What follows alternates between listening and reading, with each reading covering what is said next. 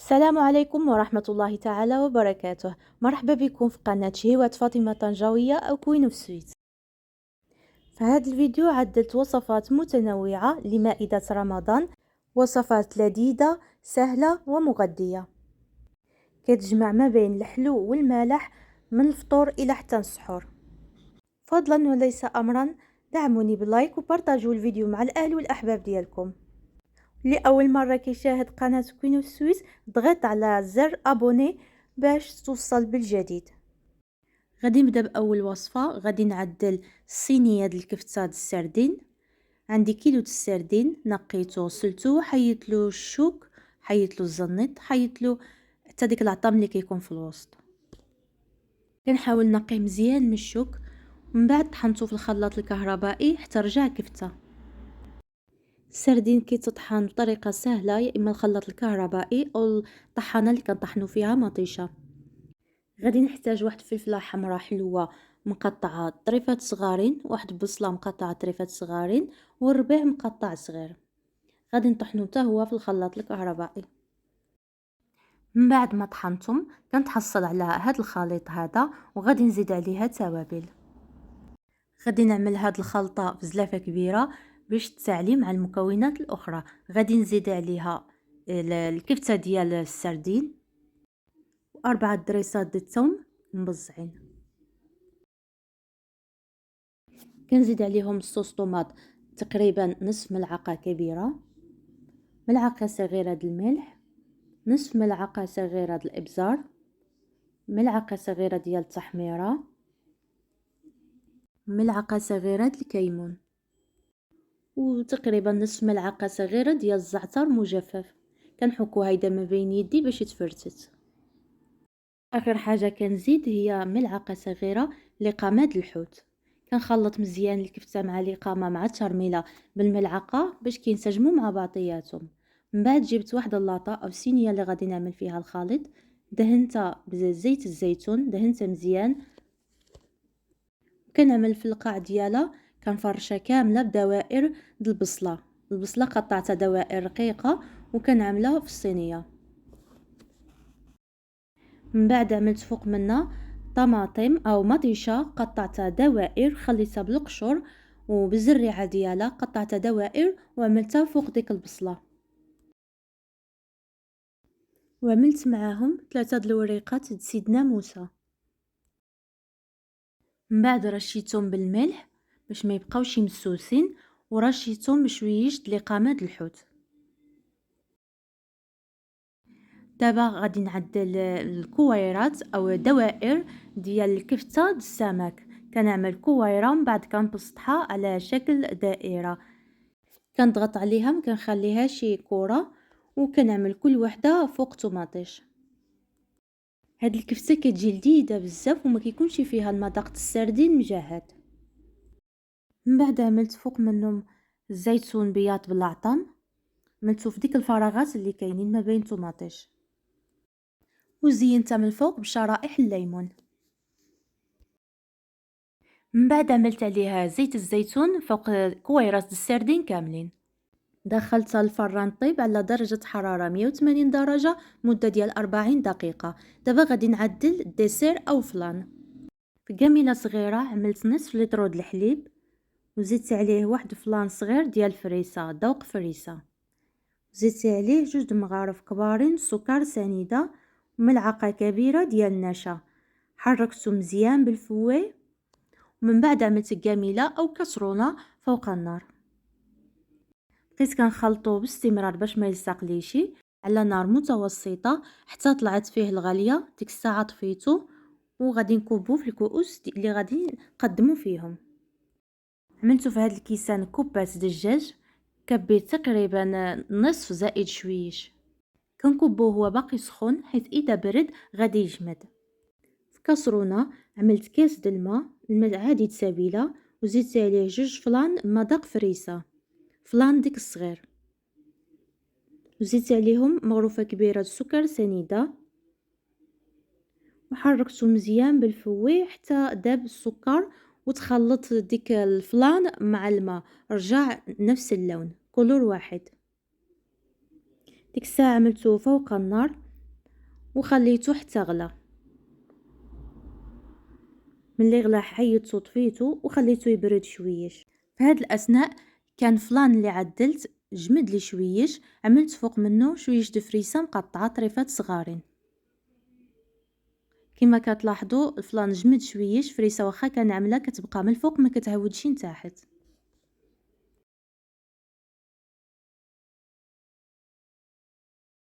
دابا غادي نكب عليه فلان اللي عدلت مع الماء اللي غليته في كاسرونه، كنكبو من الفوق فريسه. ملي غادي يبرد غادي يجمد، ما غاديش يبقى سائل. دابا غادي نعدل حريشات صغارين بالجبن والزعتر. غادي نحتاج سميده رقيقه او سميده د الحرشه 3 د الكيسان، العباره بالكاس ديال العنبه، وغادي نزيد عليهم كاس ديال الفينو. غنزيد ملعقه صغيره ديال سكر سنيده، وربع كاس ديال الزبده مذوبه، وربع كاس ديال زيت المائده. خلطتهم مع بعضياتهم وعطاوني نصف كاس ديال الليدام. كنخلط غير بالاصابع، ما كنعجنش، غير كنبسبس اولا كنبسس السميده بديك الليدام اللي عملت لها. كندخلو فيها، كنعمل لها شويش د الملح، تقريبا نصف ملعقه صغيره، وشويش ديال الزعتر، تقريبا نصف ملعقه صغيره او اقل ديال الزعتر مجفف. كنحكو ما بين يدي باش كنفرتتو. زدت عليها كيس ديال خميره الحلويات من وزن 7 غرام، نصف ملعقه صغيره ديال خميره حبيبات. كنخلط هاد المكونات الجافه كامله مع بعضياتها بالملعقه باش تندمج.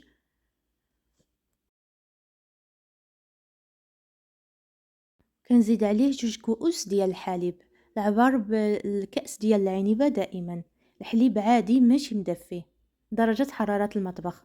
كنخلط بالاصابع باش السميده تشرب ديك الحليب، وخليت الخليط ديال الحرشه يرتاح لمده ديال 10 دقائق.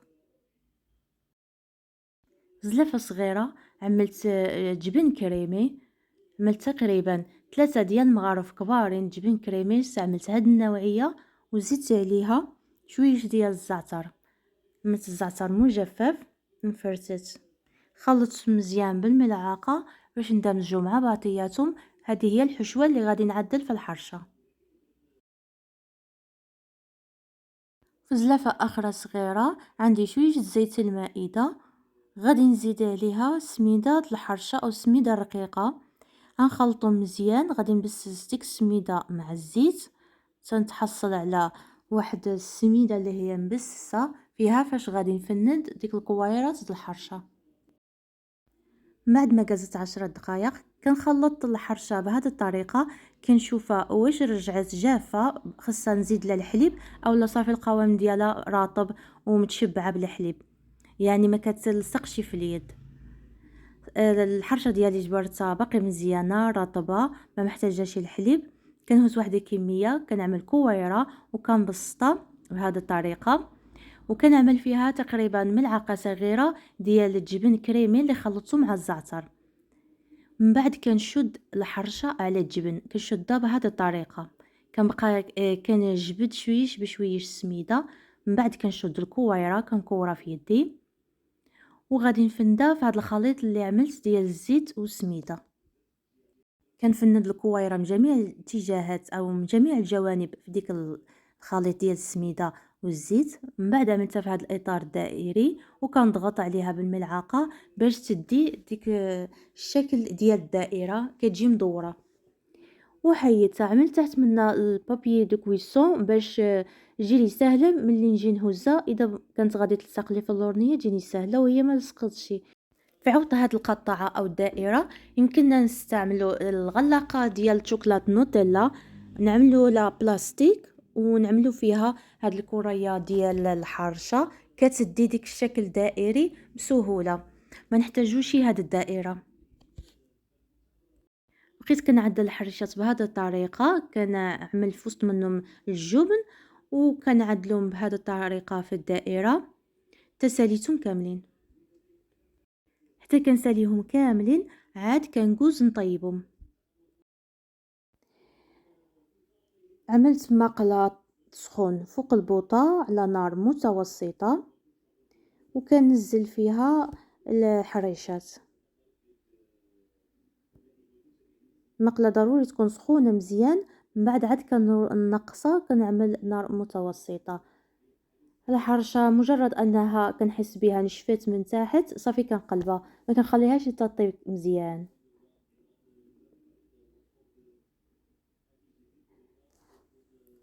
كنبقى كنقلبها حتى كطيب من الجهتين بطريقه متساويه، ما كديش بزاف د الوقت في الطياب.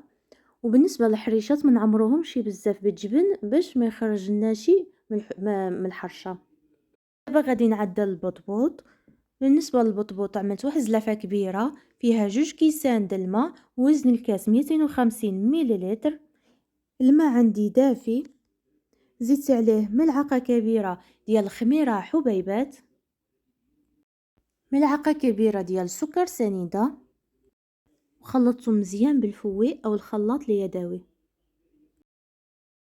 من بعد زدت عليه 2 كيسان د الفينو، عملت كاس الاول خلطته مزيان وعاد زدت ليه الكاس الثاني ديال الفينو، وبقيت كنخلط مزيان بالخلاط حتى انسجمت لي الماء مع الفينو اللي عملت. من بعد كنزيد الدقيق الابيض المغربل غير شويش بشويش، ما كنزيدوش بدقه واحده، ما عبرتش شحال، بقيت كنعمل غير شويش بشويش حتى تحصلت على عجينه اللي هي رطبه كتلصق في اليد شويش. وغطيت العجينه بالسربيطه وخليتها تخمر لمده ديال ساعه كامله حتى تضاعف الحجم ديالها. من بعد ما جازت ساعه كنخرج الهواء من العجينه، وعندي زلافه صغيره فيها شويش ديال زيت المائده وزلافه صغيره فيها شويش ديال الفينو. كندهن يدي بزيت المائده وكنخرج الهواء من العجينه اللي عندي، وكنبدا كنعمل منها كويرات صغارين. عملت كويرات صغارين عطاتني تقريبا 15 ديال الكويره. كنقرص بالفينو وكنعملهم في صينيه فرشت لها السربيطه وكنغطيهم وكنخليهم حتى يتضاعف الحجم ديالهم شويش. عاد غادي نطيبهم. كنقرصهم في الفينو بهذه الطريقه، ما كنضغطش عليهم بزاف، كنخليهم غلاطين غير شويش تقريبا 1 سنتيم. ما كنخليهمش حتى يتضاعف الحجم ديالهم يخمروا مزيان، كنخليهم يخمروا غير شويش كيطلعوا غير شويش وكنطيبهم. في هذه الاثناء عملت المقله تسخن باش نطيبهم فيها. طيبتهم على نار مهيله ماشي عاليه، مجرد كنحس بهم انهم بسوا من تحت ما بقاوش خضر كنقلبهم، كنخليهم حتى يبردوا عاد كنفتحهم ونعمرهم بالحشوه. بالنسبه للحشوه عملت شويش د مايس، شويش ديال تونه، شويش د الخس مقطع صغير، واحد طوماطيشه مقشره ومقطعه صغيره، وعملت ملعقه كبيره ديال مايونيز. خلط هاد المكونات مع بعضياتها مزيان. عملت حشوه بسيطه ولذيذه في نفس الوقت وما فيهاش مكونات غاليين. من بعد ما برد البطبوط كنفتحو بالمص بهذه الطريقه وكنعمرو بالحشوه بملعقه.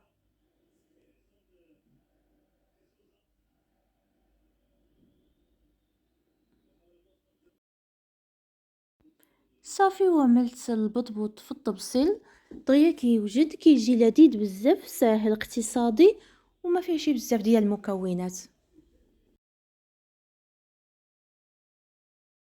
بالنسبه للحرشه كذلك سهله ناجحه 100%، ويمكننا ناكلوها في السحور او الفطور، كتجي لذيذه وخفيفه ومشبعه. كنتمنى يكونوا عجبوكم الوصفات ديال اليوم اللي هما شهيوات لذيذين اقتصاديين ساهلين وسريعين وما فيهمش بزاف ديال الوقوف في الكوزينه. التحليه هذا هو الشكل ديالها كيفاش جات، لذيذه جدا وما ماشي حلوه بزاف، طعم ديال الحلاوه ديالها معتدل.